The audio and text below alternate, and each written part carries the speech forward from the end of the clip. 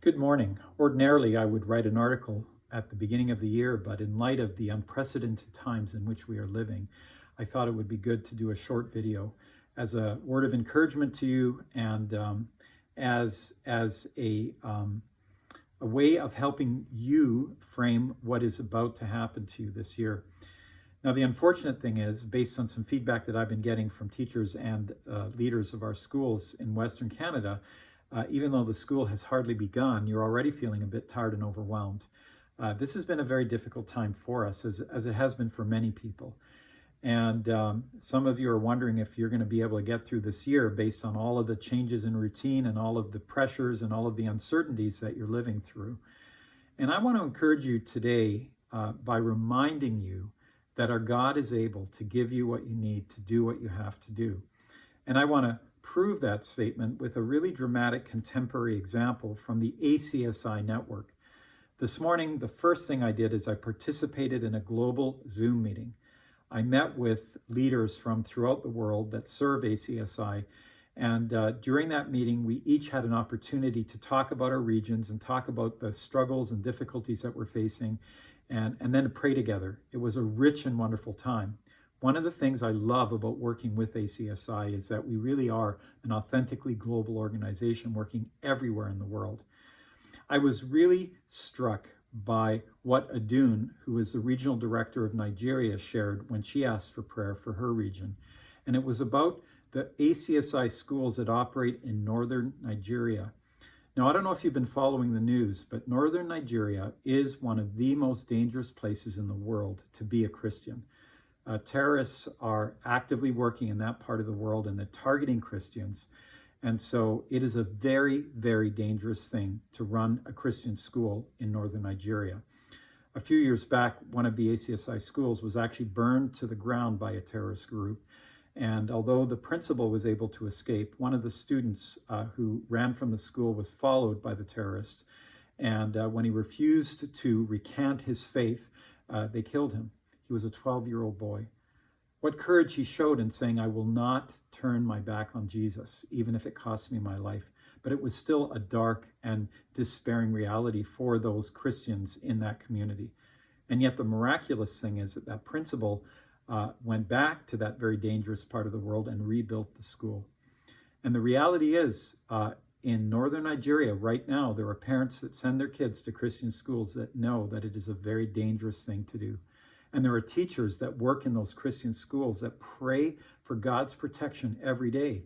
Not just protection from a virus, but more to the point, protection from terrorists who are out to destroy their community.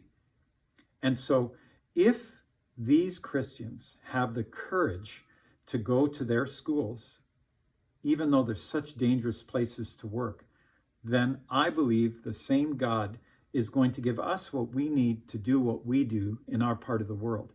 Now, I don't want any of you to feel discouraged by what I've just shared, because you're probably thinking, well, I could never do that.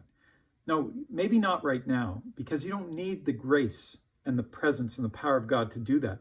You just need grace and power and presence to do what you're doing. And I believe our God will supply it for you, in the same way that he's supplying it for our brothers and sisters in northern Nigeria and in other part of the world where it's actually very dangerous to operate Christian schools.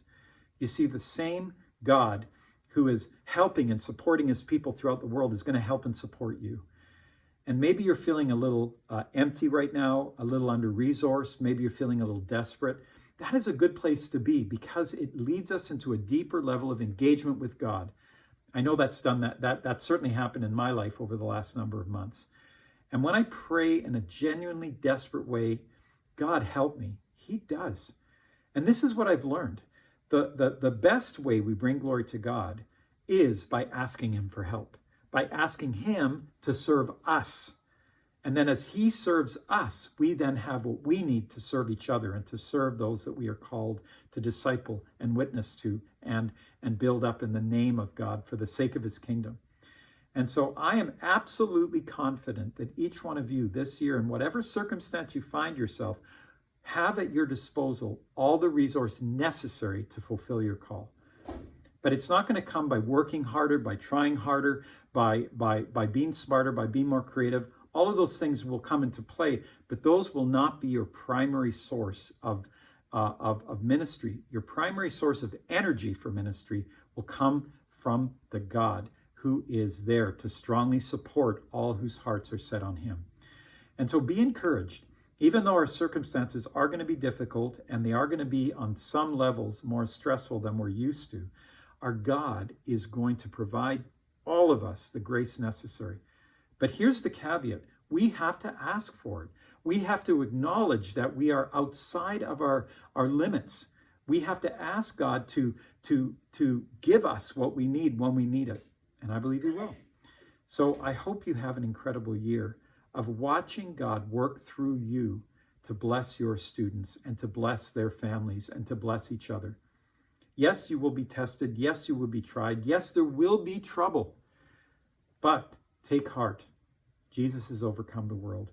And for that reason, he will take whatever trouble comes your way and use it to build his kingdom, use it to make you more like him, use it to bring your kids into a saving knowledge of Jesus, and use it to prepare this world for a place or as a place where there will be no trouble forever. And that's where we're headed. So be encouraged, keep your eyes on Christ, cry out to him all the time, and then be surprised at how God works powerfully through our schools this year. Bless you all.